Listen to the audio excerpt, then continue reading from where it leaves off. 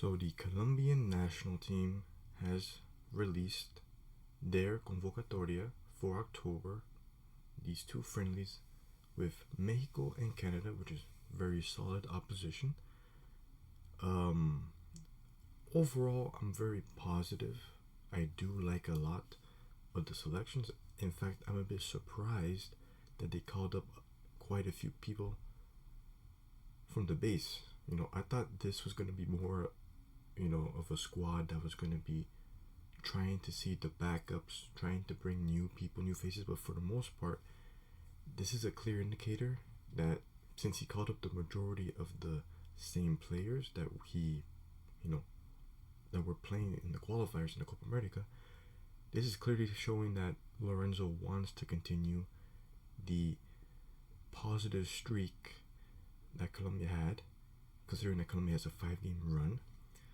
And Colombia wants to win these two friendlies against Mexico and Canada, and they want to have a go for potentially reaching pot 1 for the World Cup. If you can see right here, Colombia currently are 13th with 1,692 points. And in order to get to pot 1, they have to supplant Croatia, which is 9th at 1,714 points. So Colombia does have an opportunity to do so, but we'll see. They have to win. I believe not only have they win these two friendlies, but they also have to beat the other two friendlies afterwards. Okay, so let's get into the squad list. Keepers: Kevin Mir, Alvaro Montero, and David Ospina. Well, the clear omission was Camilo Vargas, who is pretty much the starting keeper for Colombia under Lorenzo. He has an injury, and because of that, he obviously can't play. These three keepers have been pretty much used or called up frequently in Lorenzo's era, more so Montero, Ospina, Mir being more of a late addition, in the last few call-ups.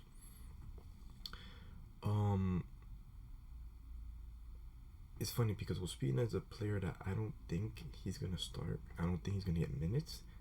I think he's more used as a locker room presence. I think he's more used as a veteran leader in the clubhouse for Colombia. So he's pretty much the third choice keeper no matter what. And the third choice keeper rarely plays, so I don't think we're gonna have any issues. Kevin Mir is inconsistent. Some days he's having great performances with Cruz Azul. Other days you're seeing him give up goals from 50 yards out, or losing the ball because he wants to be more adventurous because he likes to play the ball a lot, leaving leaving the box. So I don't really trust Kevin Mir, especially after his performance against Venezuela where he conceded 2 goals. So I honestly at this point I would prefer a Alvaro Montero, even though he's not even getting that many minutes in Argentina. I would have loved to see a Juan Castilla, who plays in Portugal, get called up. A new keeper, the only keeper really getting minutes for Colombia in Europe. And he's young, he's 22, he's in Portugal. But again, he's never been part of the process with Lorenzo, so it would have been very hard to see him get called up anyway. But I would have loved to see that. Maybe in the next couple of friendlies, we can see a Juan Castilla get called up. But for right now, not really a surprise with those 3 keepers. But it is alarming that Colombia doesn't have a reliable backup keeper, one that dispels any sort of doubts. Maybe these 2 games against Canada and Mexico can, show us if there is a proper backup. Maybe Mir could have a great game. Maybe Montero can have a great game. Who knows? But still, hopefully these games can show us if we have a proper backup goalkeeper. Let's go at right back. Daniel Munoz and Andres Roman. Dani Munoz is the clear starter at right back, so not a surprise there. So far this year, in 2025, he has 6 goals and 6 assists with Crystal Palace, the most by any Premier League defender in a year. So he's having a fantastic, phenomenal year. So obviously get called up, obviously starter. The backup Andres Roman, I'm not the biggest fan of him. And this is similar to the keeper, where Colombia have great starters, but they don't have a great backup. Colombia lack a backup right back. Andres Roman is a player that plays in Colombia and domestically speaking, I don't think Colombia has a good domestic league. I would have preferred to see another right back, maybe an Edier Ocampo, who plays in the Vancouver Whitecaps in the MLS. But that's not a high level league either, and he's never been called up, so it was going to be unlikely he was going to get called up anyway. Hopefully, if we're being honest, I don't even think Andres Roman is going to get minutes in these couple of games. I think he was just called up. Danny Munoz is pretty much going to get all the minutes for Colombia right back, but if something happens to Munoz, I'm very much worried and concerned of who the backup right back would be. So again, pretty much same as the keeper. Maybe in the next couple of games, in the next couple of friendlies after Canada and Mexico, he'll call up more right backs and like an Ocampo. So to see there is a power right back after Munoz.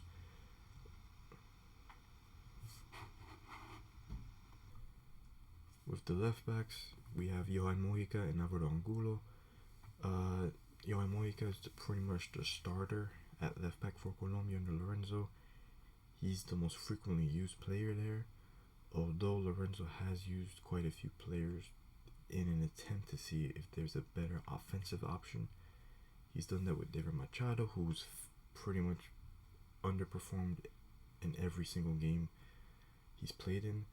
Even in his best performance with Colombia, David Machado, which was against Argentina, he still missed a clear goal that if he scored that, Colombia probably go on to win that game. So Angulo, I'm not coming into it. I like Angulo's profile. I like his offensive ability, and I think he could potentially bring out more of Diaz's game in the national team, because many times Luis Diaz, is isolated in the left side of the pitch. So I think Angulo's a player that can help Diaz a lot. Problem is, defensively, we saw against Venezuela in 2 of their 3 goals, terrible mistakes that led to goals. So I'm not very high on Angulo. It's unfair to justify, to just, discount it after one bad performance, one terrible performance. But personally, I think for these games we have to go for more trusting players. I go with Mojica right now. I would have preferred a Christian Borja, who plays in Club America, over Angulo personally. But that's it. Center backs. Well, Yerson Mosquera, John Lucumi, Davinson Sanchez, Yermina injured, not going to play. Whether Dita is going to replace him. Carlos Cuesta is another player that didn't get called up, but he's also dealing with an injury. So with that context, I actually like the center backs. He called up pretty much the best center backs in my opinion. You can argue Johan Romania could have gotten called up instead of Mina, perhaps, but regardless, the center back partnership that's starting is Lucumi and Sanchez, and after them it's Yerson Mosquera for Lorenzo. I think Mosquera and Sanchez would be a better partnership, but regardless, overall I think the center backs are the most. I don't think there's really a mistake with his call-ups there. Midfield-wise, well, the returning faces obviously James, Quintero, Castaño, Rios, Lerma. No-brainers there. But then we have 3 interesting faces. Yasser Esprilla, who's arguably the most talented young player that Colombia has for the future, returns to the national team. His return coincides with Carrascal's omission. Carrascal is finally having a great performance club-wise after having a disappointing tenure in Russia. Goes to Flamengo, where he just had a game with a couple of assists. He's playing very well Flamengo, and I think he already has a spot assured with the national team, which is why perhaps he wanted to stay Flamengo to just continue his good form with the club. Hopefully, Yasser Esprilla, considering he got called up, can get minutes in these couple friendlies, and hopefully he can perform to a point where he's the first guy off the bench in case James Rodríguez needs to be replaced. I'm hoping they give minutes to Esprilla, and I'm hoping Esprilla takes care of those minutes. He does well with them, because I feel like this is a player that Colombia needs, in case they need some extra firepower. Campas is a player I don't like. Personally, I don't think he's good enough for the national team.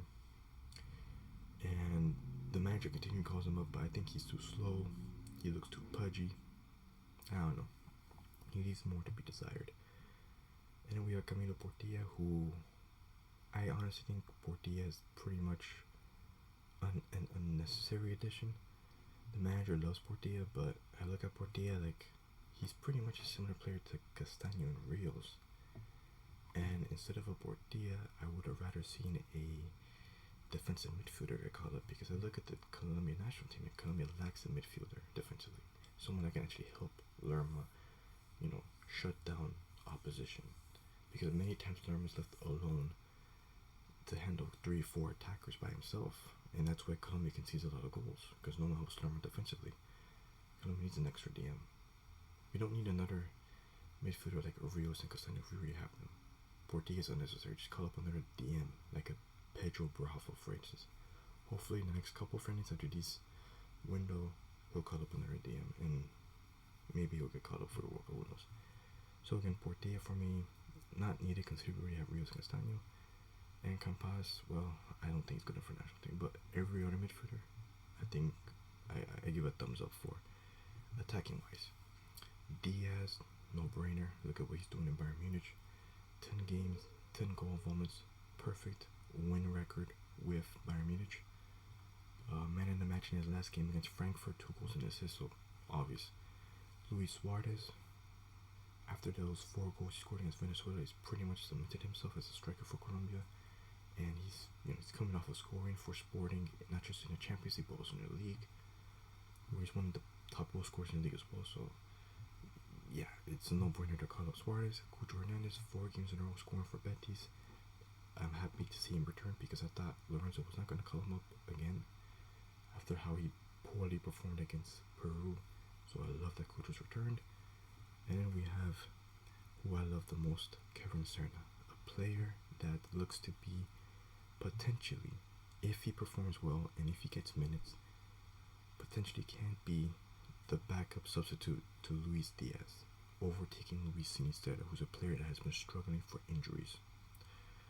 Kevin Serna is a player playing full minutes, scoring goals. His appearance in the squad in the national team has long been overdue, and hopefully he gets minutes, and hopefully he uses those minutes well like Asprilla, because I think he is a player that can add to the national team, and I think he is a solid replacement for Diaz. Johan Carboneiro is another player I like. He's coming off and having an assist for Internacional in his last game, playing in Brazil. For me, he's a good player. The only forward I don't like is Santos Borré. For me, he's a player that hasn't scored. He's only scored 4 goals so far this season. He hasn't scored since late August. He's not in form. He's more of a player he's a striker, but he's not there to score goals. He's there just to put pressure on defenses. And as I said before, for Santos Borré, he seems to be a player that works better with 2 strikers rather than just the system Colombia uses, which is just 1 striker. So he doesn't fit the system for in my opinion, for Colombia. So that's why, considering all the criticism that Santos Borré has been given, he was a starter heading into the Copa America, and then he got dropped prior to the Copa America in favor by Cordoba. And yet he called him up again despite his lack of good form. So Santos Borré, in my opinion, makes the least amount of sense out of all the players here. And I'm concerned that he might be called up for the World Cup. So that's why I'm hoping that Suarez can continue to cement himself, as well as Cucho Hernandez. If he gets minutes, he approaches and uses those minutes well. Now, if I had to give my potential lineup for Colombia against Mexico, it would be something like this. Montero in goal, because I have more faith in Montero right now than Mier, who I don't trust after his performance against Venezuela. Munoz, Sanchez, Lucumi, Mojica, pretty much the 4 starters, the 4 most used players for Colombia in qualifiers in Copa America. So it's not really a no-brainer there. Lerma, Castaño, Rios, midfield. We saw this midfield do well against Argentina. Although against Venezuela, the first half this midfield didn't do that well, but in the second half they did better. Diaz at left wing, I think that's no brainer. Suarez after scoring 4 goals against Venezuela, again no brainer. And James, who's gonna be transitioning a lot. You're gonna be interchanging with Diaz, interchanging with Rios. He's not a static player. He's gonna be moving around. That would be my potential lineup for Colombia against Mexico. And again, this is a matchup between the 13th and the 14th in the FIFA rankings. So this is going to be a very good duel. I do think Colombia are the favorites heading into this game, although Mexico are going to be with the home field advantage because the game's in Texas. But I do think Colombia have a better team, and Colombia needs to win this game if they want to have a chance of supplanting Croatia for pot 1. Alright? So again, that's my thoughts on the national team call-ups and my potential lineup. If you like the video, guys, subscribe to the channel, share it with people who you think will find it interesting. Comment if you agree or if you disagree. And as always, un poquito de todo un poquito. Thank you guys. Have a nice day. Alright.